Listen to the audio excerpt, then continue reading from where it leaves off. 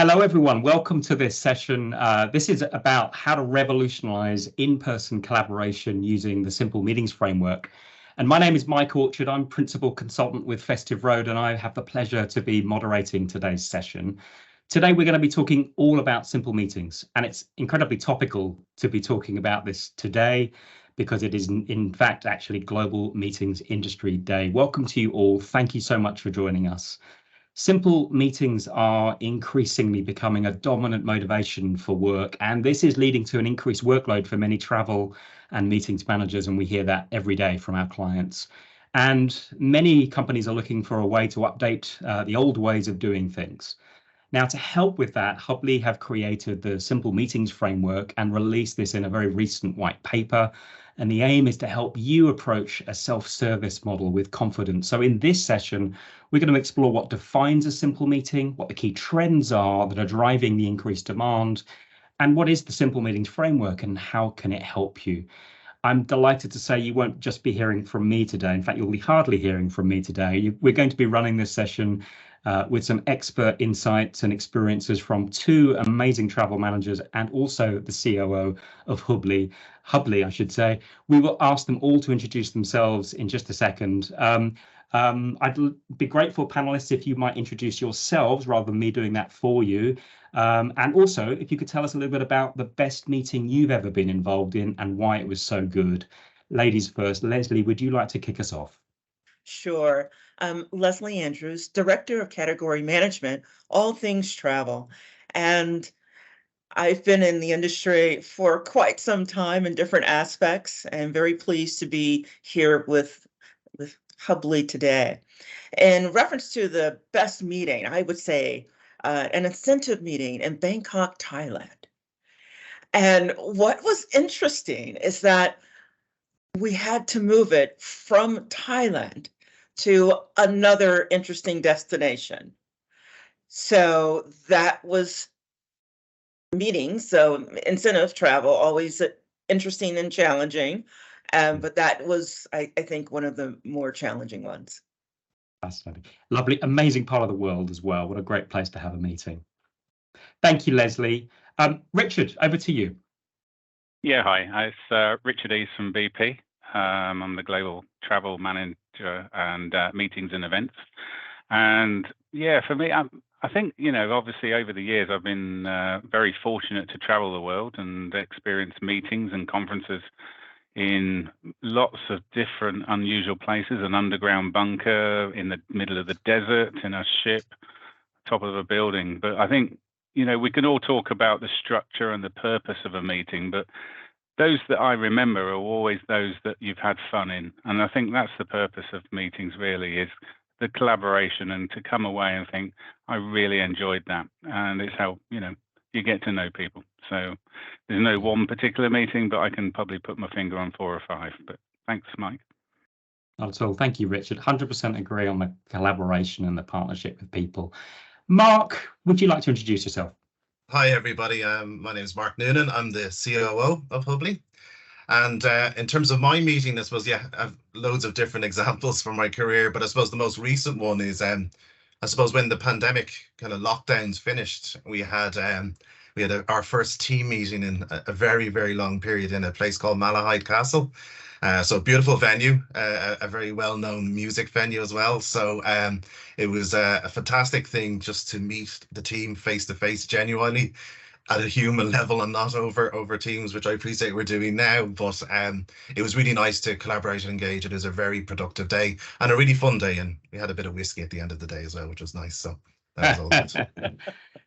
It's a pretty amazing venue and great to have the drink at the end of the day. I think for me, one of my most memorable meetings was also the first one I had with a team, with the Festive Road team, straight after the pandemic. We were lucky enough to get together, most of us, last September, I think it was, in Lisbon, in Portugal. And again, it was just about having face-to-face connection time again after, two or 3 years where we weren't together, and having a laugh, doing some great work together, getting inspired together, and being in a great venue as well. All amazing experiences. All right, well, let's get into it. First up, I think we need to define for our audience, what do we mean by simple meetings? And Mark, let's start with you, if I may. How do you define the term simple meetings within Hubley?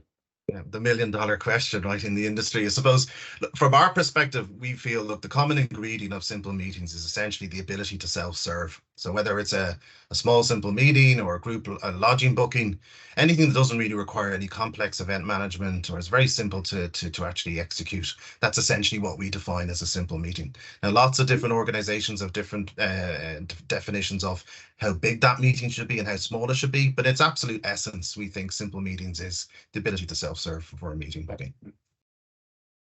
And Mark, what's kind of the average kind of size of meetings that you see coming through the platform out of interest? And it's grown actually, because I think we've kind of moved to a model whereby we're seeing a difference of behavior, particularly around the duration of the meetings. So we're having more multi-day meetings now, where folks are maybe coming into town, collaborating, and there's a larger group of people kind of coming together and maybe having a day staying overnight as well. So we've got from those really super small kind of one-to-one small type meetings, we're actually seeing the average attendee size grow to in excess of an average of over 20 now, where historically would have been lower for the very simple kind of very short ad hoc meetings. So yeah, it's an interesting trend that we're seeing. Great stuff, and we're going to dig into those trends in a moment. Richard, I'd love to ask you your definition. I know in the white paper that we've just released, you spoke a little bit in there about BP's definition of simple meetings. How do you define it? Yeah, I know. I think, picking up where Mark kind of stressed the definition, I think it is evolving, and I think you go from organisation to organisation, you'll get a different description of what people perceive it is. And is it actually the meeting type? Is it the meeting size? Or is it the complexity? You can do a meeting for 10 people, and it can be 10 individuals that have different requirements, and it becomes really complex. So, yeah, I think we within BP, we started our journey with Hubbly, probably 2018-19, and we came at it with a thought that it was built around the size of the meeting. So, if it's smaller meetings, our TMC was telling us these are taking up too much time for them in time resource to actually facilitate and book. So we thought, okay, well, let's ring fence that, and we put those into Hubbly to start with. But we quickly realized that actually, the definition for me is, are we making it simple to do business? So, we were going on an agile and digital journey within the organization and shifting a lot of our process and thoughts. So looking at Hubbly is a pure meetings digital environment for that facilitation. It made sense to us to open it up because we started with 40 or less non-residential, but quickly with the functionality of changing within Hubbly, we opened up the RFP tool, and now I see bookings for 2 or 3 days residential, 40, 50, 60 people. So our original statement of saying let's 40 non-residential, keep it to that. It kind of, let's tear up the rule book and let's see how we go. As long as we're making it simple to do business. Talking my language, tearing up the rule book, brilliant. Make it simple to do the business. Leslie, from your side, do you think it's important to have a definition around simple meetings programs, and how would you work with that within your organization? I think initially it's good to have, let's call it a guardrails, so that folks that need the more complex meeting servicing for their particular event, that's taken care of. So let's say between 12 and 100, okay. 12 and 100, that kind of lends itself to that simple meeting framework, and really gives guidance to the stakeholder that owns that meeting and the folks that are planning that meeting. Okay. That's a really quite a broad definition, but that works for you and your organization. That's awesome. Fabulous. Let's explore next the trends that we're seeing and why it is that we've seen such rapid growth in simple meetings in the last couple of years. Coming to you again, Leslie, actually, what are the reasons that you are seeing growth within your organization for simple meetings? Teams are getting together, and it's all about the experience, be it in the office or at an offsite.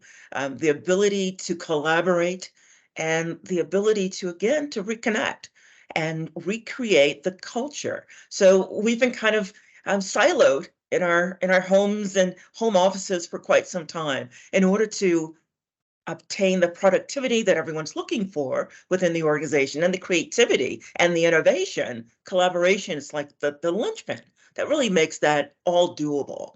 So meetings do you have that increase? Teams getting together again, getting to know your teamwork, your colleagues once again, because things change, and that's one way of reconnecting. Brilliant. And there's so many of us have been reconnecting recently. Mark, on your side, what changes are you seeing in the size and the shape and the characteristics of simple meetings?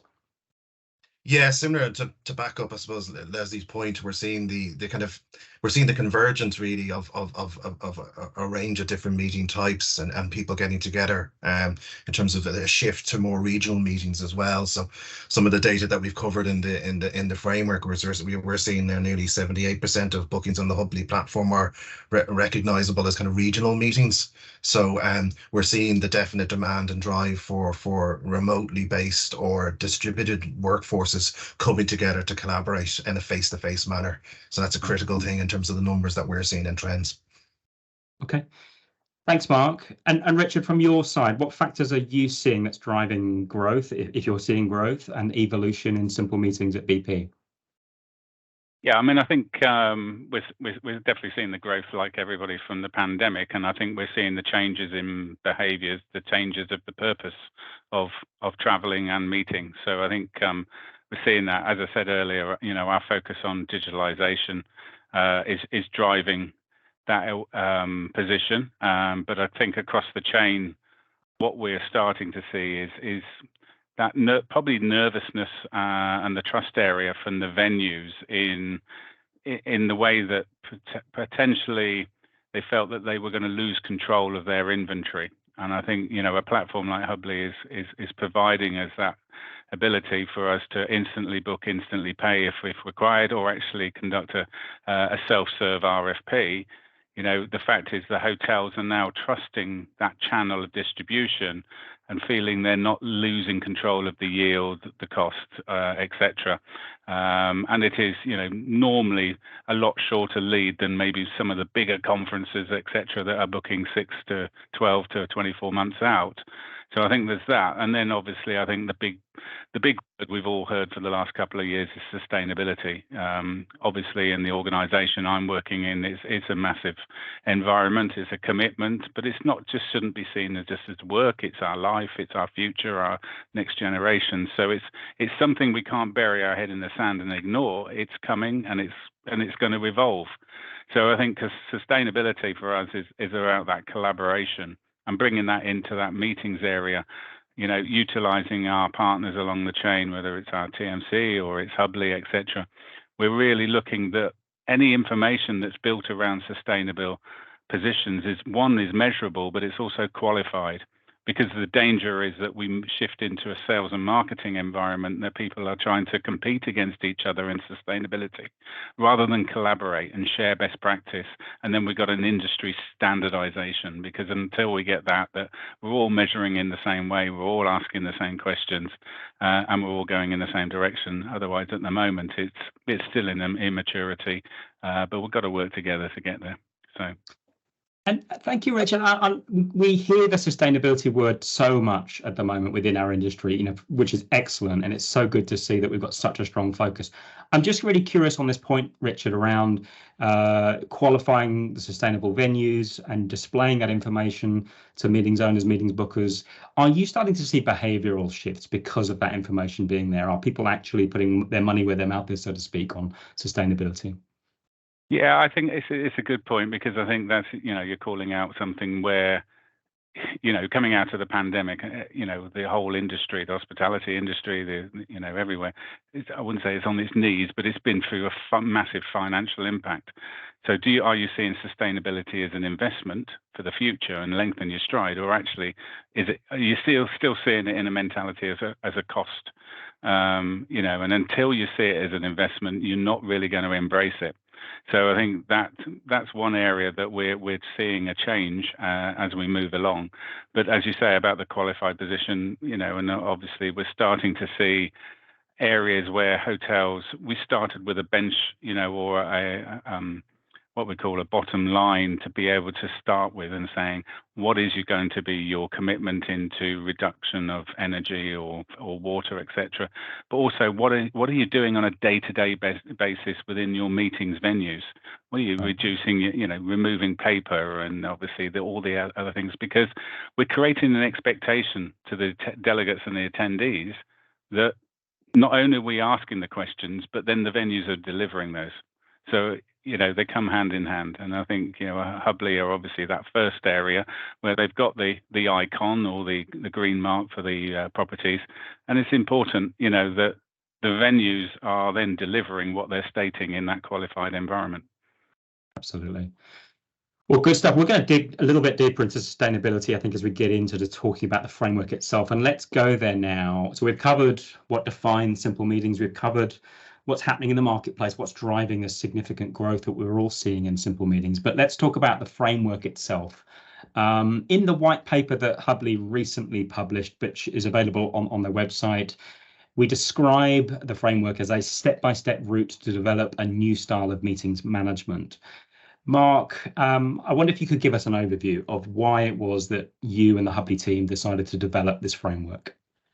Yeah, well, I think we've touched upon a lot of the points already in terms of we've seen a massive change, right, over the last few years in terms of meeting types, the movement of workforces. And what we've really seen is the convergence of, the requirement to book internal meeting spaces. Leslie talked about it earlier on, the booking of internal meeting spaces, external meeting spaces, and how to get folks together to meet in those type of environments. So we've seen a fundamental shift in how we meet, right? And I suppose there's a vacuum at the moment in terms of both data and learnings on how we actually approach this in terms of designing programs that are appropriate for that type of meeting. So hence that, I suppose, spawns the reason for doing the framework. We wanted, so what we approached it as was, let's put together some of the industry's leading experts who are on the front line of this right now. It's all in real time. We're all learning together on this. Let's put those experts together. Let's combine that with some of the data, the hard data that we have and some of the learnings that we have, and essentially distribute that for the industry's benefit, really. I think it's to start a discussion, it's to start a debate on how we best approach this whole area of the meeting space. So that was the kind of the why. In terms of the I suppose the structure of the framework, our real goal there was to make sure that it's simple, actionable takeaways are coming from the framework. We didn't want to over theorize on this. What we want people to do is take away simple, actionable things that people can take to their organizations and customize. No two businesses are the same, so you can't write a simple playbook for everybody that's going to match, right? So what we wanted is something that's adaptable, that steers people, stimulates debate, stimulates thought on how they should approach their own meetings programs. And then finally, I suppose, set a baseline for the strategy of this whole area going forward as an industry as a whole. Let's start using this paper as a discussion point to drive further discussions in terms of how we now evolve in this whole new way of working. So they're the kind of the main reasons why we kind of went about developing this framework. Excellent. And again, I encourage anyone who maybe hasn't downloaded the white paper yet to go and have a look at it, because we've been very lucky to work with you on this. I know that you've spent a lot of time trying to make sure it's as clear, insightful, actionable takeaways as possible for any person, whether it's a travel manager, a meetings manager, or anyone else who has responsibility for simple meetings management. The white paper itself, the platform, the Simple Meetings Framework is designed around what we're calling the 3 Ps. And we're going to go into talking around those a little bit now. So we have policy, platform, and performance. And within each one of those areas, what the framework tries to do is guide the reader on how you can go about creating your own simple meetings program strategy and the questions that you will need to ask within your organization, and some guidance on who you'll need to collaborate with as well. But there's nothing better than bringing that to life through our travel managers and through Mark's experiences as well. And that's where we'll go through the next part of this session. Leslie, starting with you, we'd like to start with the first of those Ps, which is around policy. So as someone who has successfully implemented various meeting strategies, what in your experience is really important or key when you're building a simple meetings program? It's clearly understanding the true needs of the organization and doing that deep dive before you bring something to life is understanding what the needs are. And your analysis of where we're meeting today, what's the trajectory in the future, and kind of prepping for that. So I like the 5 whys. Why are we meeting? How many times are we meeting? Why is that possible? And what's the outcome?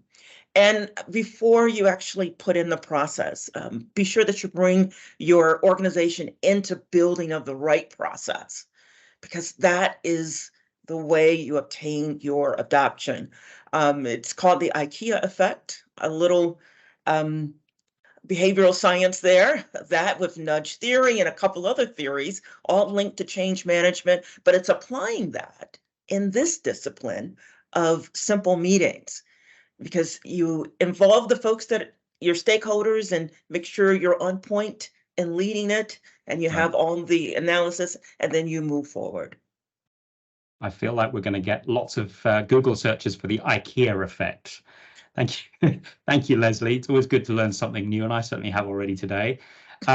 Richard, maybe building upon that point with your own experience at BP, what have you found has been important in successfully implementing your Simple Meetings program?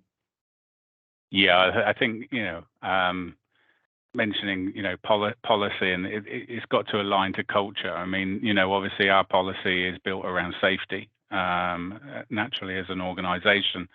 But the policy to me is the handrail that sits underneath the category. The category, as in meetings, you want to create an environment where your stakeholders want to come and utilize it. They want to be part of it. So therefore, you've got to engage stakeholders early. If for me, we're global. We're in so many countries, but it's a case, even if in one country, one office, you create ambassadors for that program around your stakeholder groups, bring them in early, get them to understand what the purpose is, what the objectives are, and let them feel that they're actually defining the future. There's a culture anyway that, across anything, isn't it? What's in it for me scenario. So at the end of the day, if you're really kind of pushing that agenda, you can listen and understand. Obviously, sometimes you've got to be strong and challenge and say, no, that's not the best solution for the company and the organization. But if you can actually, portray that and then have a supply chain that is supporting that, the policy will naturally come into effect. This is slightly, areas we talk about of compliance. Now, compliance naturally will happen if you've got the right program in place. If your compliance is bad, it means your program's not good. So, it's not the behavior of the travelers or the attendees, etc., and the bookers. So I think, obviously, you want to make an environment such as, using Hubly, is where they've got information at the point of decision making to be able to make an informed decision. So you're empowering those bookers and those attendees that, the choice they're making is the right one that's aligned to the policy, to the safety aspect, the sustainability as we move forward with carbon budgets. But also, it's, as I say, you're making it, goes back to, are we making it easy for them to do? Is it logical? Right. And the point on stakeholder management, if I could bring you back to that, Richard, I'd love to just dig a little bit deeper, because it's so important to so many of us at the moment in this industry as we're driving change in a good way. When you decided to move forward with evolving your Simple Meetings strategy, which stakeholders did you engage across the business? What types of parts of the organization did you have to work with? Yeah, I mean, you've got the admins and the PAs are the normal, first go to, because they're the ones that the noise will come from, good and bad. But I think you've got your usual, you've got your HR, you've got your IT guys, etc. You've got your health guys, obviously security. I mean, everybody in your organization is a stakeholder when it comes to travel and meetings, because one day they could be a booker, or the next day they could be an attendee or a traveler. So I think, you just got to make sure that you're covering all bases and not exclude anybody. You'll get a situation where you'll send it out for 20 people, and you'll probably get 5 people that say, yes, I want to be part of that meeting or that discussion. But you've at least given them an option to join in. There's no good later on for people to say, well, you didn't invite me, or you did, etc., and I didn't know about it. So, communications have got to be balanced. you can saturate an inbox with emails and too much information that people stop reading it. So, again, be very constructive and think about the timing of when you're sending out communications that aren't part of, what interaction verbally or one-to-one. So, yeah, you just got to get a good balance, because you're not the only email in their inbox. Yep, absolutely. Good stuff. Good tips. Important teams to work with in any implementation project in travel. Thank you, Richard. Mark, we're going to move into the next kind of wheel of the model, if so to speak, into control. This is something that a lot of travel and event managers want to be assured of, that they have control over their program. How do you consult with clients around how the self-service model can give both autonomy, but also allow users to stay actually within the reins of the policy itself?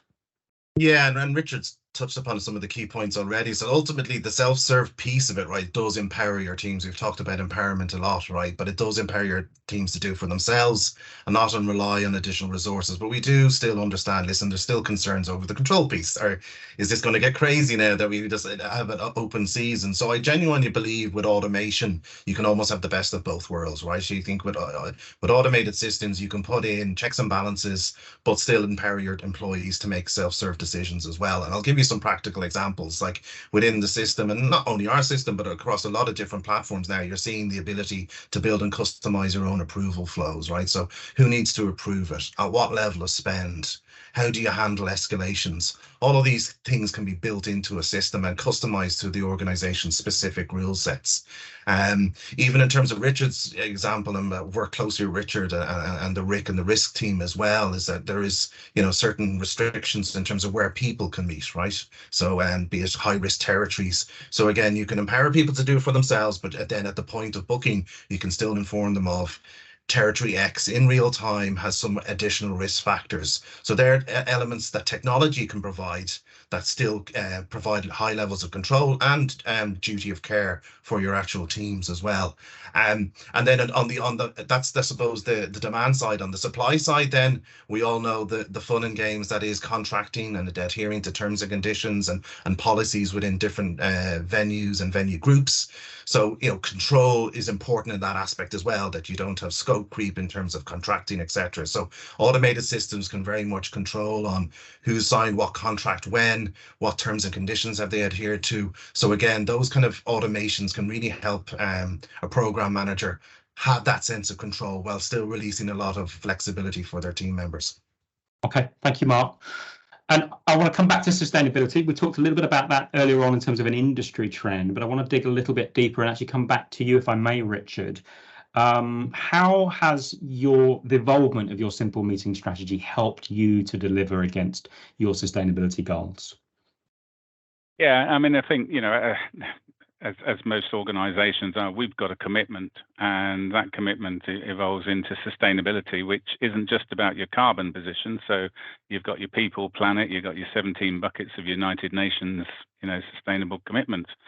We've got commitments to governments in certain countries that we're going to put spend into diversity as well. So we need to have qualified data coming out that is enable us to recognize our spend into that area, but also that area that, as I said, if you think about, you've got me and the travel team that are looking at it from a category position. We're wanting data from a purpose of not just reporting what we've done, but also trying to help us look at the trends moving forward.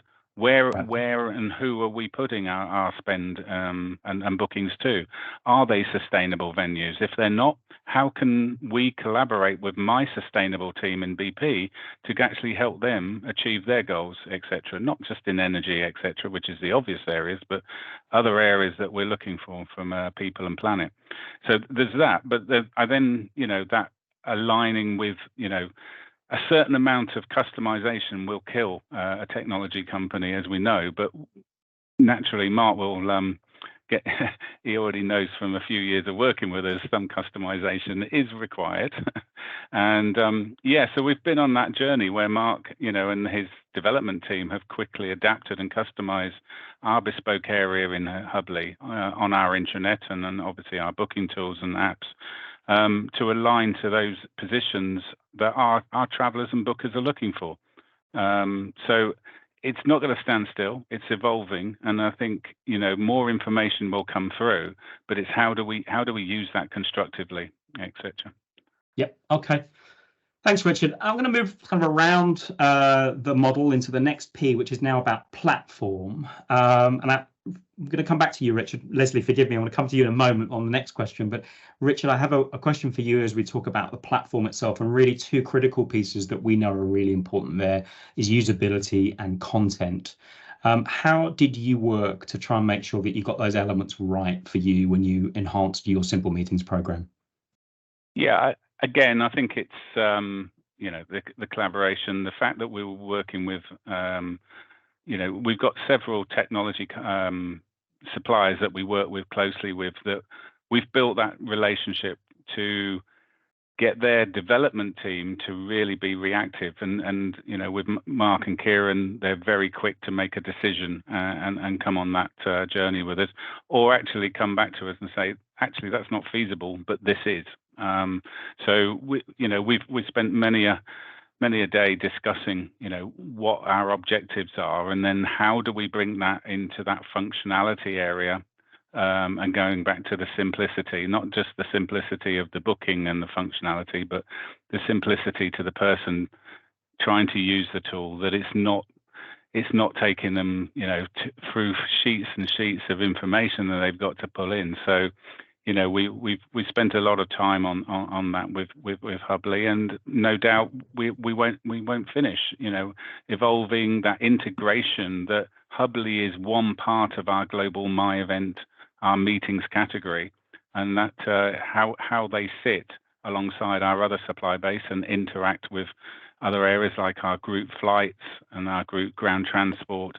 It's about the whole project, because the booker needs to be able to visibly see everything that's going on, not just the venue booking. Excellent. Thank you, Richard. And we're going to continue around the 3P wheel until the final P, which is performance. And Leslie, I know this is a point that's really core to your program and key to your heart around making Simple Meetings strategies measurable. Tell us about how you've gone about doing that in your program. Sure. When it comes to truly understanding what the objectives are of each and every meeting, and what's the return of that back to the business? Is it 16-to-1, as it is in some organizations? But fine-tuning that, it's always a challenge, because every meeting has a purpose and objective, and what's the benefit to the organization? It's when we were doing purposeful travel, and still are purposeful meetings, we're not just meeting for the sake of meeting, but there's a true purpose. It may not be to close a deal, but perhaps it is to drive innovation or to impact culture. And those are good reasons to meet. Tracking the outcome of that, or the return of that, it has to be longer than that immediate return on the investment. It's a longer view, but it's just as important as closing that $1 million project. Right. Absolutely. And where are you guys at with trying to measure the ROI of a meeting? It's so hard, right? It is hard. So it starts with tracking and having managers actually put in, was the business objective met? Yes or no? And if so, what was the return back to the org? And that's something that's forthcoming. I don't think many organizations are there yet, but that's a path forward. Absolutely. Brilliant. Thank you, Leslie. Mark, just to complete this section before we move into some of the Q&A, I wonder if you could just talk a little bit about data, because we know that, again, that's another critical part of the Simple Meetings framework. How can a platform like Hubly, doesn't have to be Hubly, but how can this kind of platform help create a single version of the truth? And why is that so important in meetings programs, Mark? Yeah, and I suppose from a techie's perspective, I think in the last few years, the whole evolution of cloud-based reporting systems really revolutionized the speed at which clients can gain access to their data, right? Historically, I would have been in lengthy meetings with lots of data teams trying to set up data structures. So I think the whole technology and environment now is much more amenable to getting access to your data a lot quicker. So I think that's been a big shift in the industry, and the meeting industry is no different to others in that regard. And I think think with platforms like Hubly, there's huge flexibility in terms of the corporate clients themselves, in terms of how they want to approach their reporting needs. Do they want off-the-shelf reports that they're quite happy to work with? Do they want pre-canned reports that maybe their finance team have? Or simply, do they just want to plug into our API? The whole world and ecosystem of reporting APIs has really empowered a lot of organizations that maybe have their own legacy systems, that they can still pull in all of this data that used to be very dispersed and very difficult to get hold of, is now done in real time in a much more manageable fashion. So I think the development of APIs and platforms like Hubly and developing those APIs has made people's lives a lot easier. So what it does is essentially it will give you important access. And why is that important? I suppose it gives you access to proper actionable data in real time, right? And then that means you can engage and involve your stakeholders properly, and then give them I suppose the beneficial behaviors that they're showing, and then I suppose some of the negative behaviors they're showing, and try to, I suppose, shape the overall program performance. So access to that data is really, really important. Richard's talked about even, say, the carbon consumption side of things, and we've talked about sustainability a lot as well. That's massively changed over the last 24 months, right? Where it's not only about transactional values of meetings, it's actually the sustainability and the whole carbon consumption of those meetings. So that access to that data basically allows you to kind of measure and understand the key drivers of your program, which then informs future policy and future efficiencies for your organization. Absolutely, and I think it links right back to Leslie's point about demonstrating the ROI of the event, of travel itself. And so much of what we talk about with our clients at Festive Road is about getting to the pinnacle of the travel management triangle, as we call it, which is about demand management. And to do that, you need the data, you need the engagement with your stakeholders. So brilliant, thank you.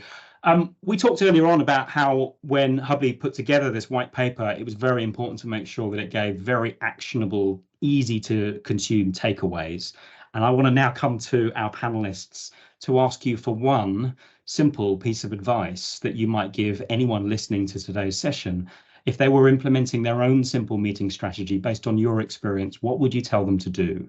Leslie, can I turn to you first? What would your one piece of advice be? Sure. Be sure that you've done your need analysis in reference to the organization needing at Hubly to manage simple meetings, and have the courage to knock on the door of your stakeholders and collaborate with them to drive value. I sit in procurement. So sitting in procurement, we're looking for opportunities to really drive value. So if it's travel category management, and perhaps simple meetings may not be managed right now. Since you're part of procurement or travel management, you can knock on the meetings door or the events door and say that there's an opportunity to collaborate and manage simple meetings, and take that on. So have the courage to knock on the door. You have a beautiful framework here, which allows some co-creation with Hubly to actually get it done. So that's real encouragement, because you can come to the table with a partially built solution, and then you can just add in the needs of the organization and build it with Hubly Direct. Brilliant. Excellent. Thank you, Leslie. That's so engaging and empowering for everyone. Richard, what would your one piece of advice be?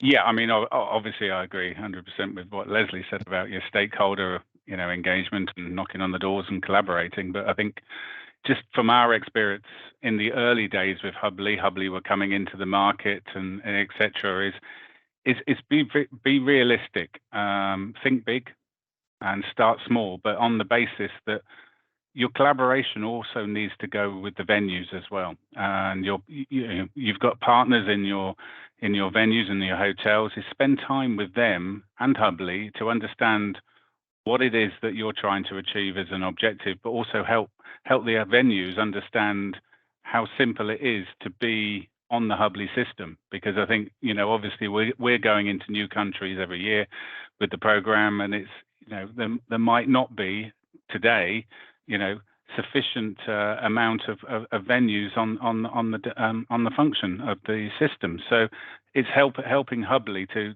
kind of build themselves in that country with our partnership. Don't leave it just to Hubly, because that's not a partnership. And I think the other area really is to really make it very clear to your stakeholders that Hubly does not replace your TMC. It's kind of more important to define where they sit alongside your TMC, as Hubly is not a blown full service TMC. You know, it's the technology, it's the digitalization, it's the agile environment, and your bookers have a choice. They can either go to the TMC or they go to Hubly, and that's what's really working in our environment. Is that, you know, the bookers are making that choice to go to Hubly, and tomorrow they might go to the TMC because they've got a far more complex convention that they're trying to all put together. Yep, absolutely. Thank you, Richard. Mark, your one piece of advice? Yeah, I suppose with a bit of a technology bias as well, but I suppose define really what success looks like, right? I think, and no matter what technology partner you're using, you really try to define, and it doesn't have to be super complicated. You don't have to define it to the nth degree, but simple things like we want to reduce X amount of resources servicing meetings. We want X amount of savings per annum. We want X amount of reduction in carbon consumption. Try and set some kind of meaningful, I suppose, success measures, right? That means when you're working with a technology provider, they have their own goals to hit, and then they can shape the solution for them. The other thing, I suppose, is involve stakeholders early with those defined goals in mind, and what does success look like. That gets buy-in from your other stakeholders, particularly even from a technology and IT team's perspective. If all of those things are defined and understood, I think you're in a very good position to have a very productive program into the future. So a little bit of hard work at the start, but it reaps benefits over the long term. And I think Richard can vouch for that in terms of that pre-planning piece. Absolutely. All right, well, we've got about 5 minutes left, and I'd love to try and cover some of the audience questions. We've had a number of questions come in advance. We've also had a few questions come in through while we've been running the session. Let's just quickly see if we can rattle through 3 or 4 of these. Leslie, I wonder if you might cover out the first question I have in my list, which is, how do you go about getting maximum adoption from the system? Maximum adoption starts out with a clear policy, complete with purpose as to what are the parameters of the tool, what's expected usage of the tool, and you implement a change management. And that starts with policy. Know what your KPIs are, engage your audience, those EAs and PAs. They do most of the booking for simple meetings.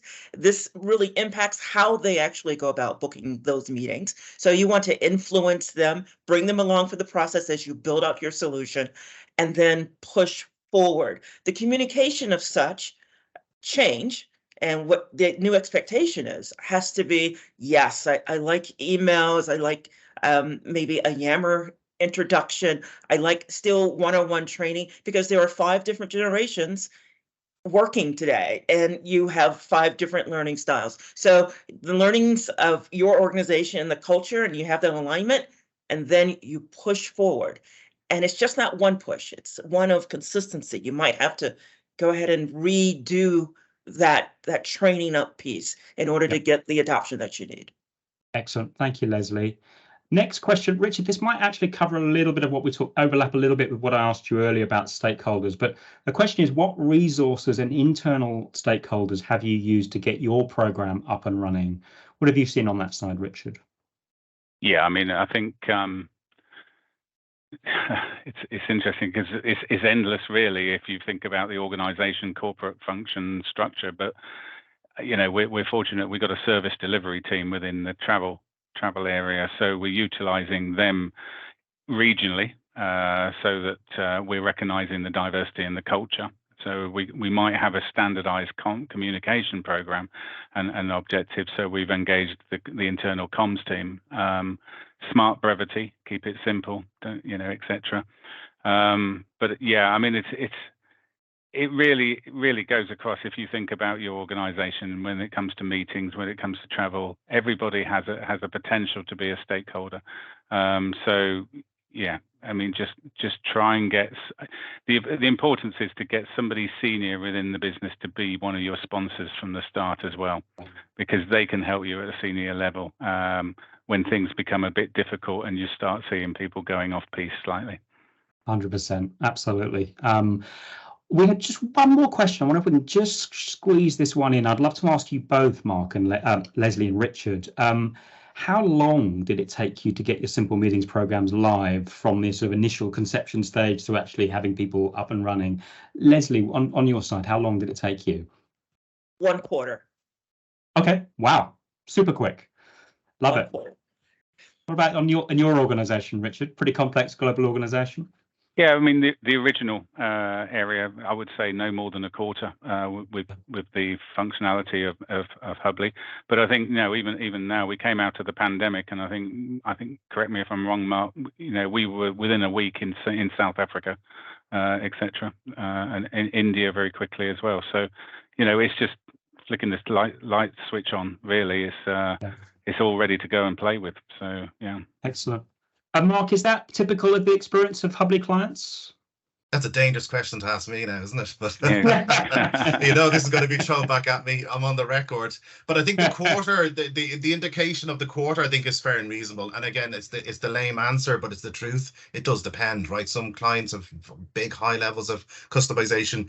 Even when myself and Richard started off, we had a reasonably vanilla package. But as Richard said, we've customized that over time. But I think if everything is well defined, if all stakeholders are involved, I think it is doable, absolutely doable within a quarter. And Leslie answered quicker than anybody, so there you go. I'm not going to disagree with her. Absolutely.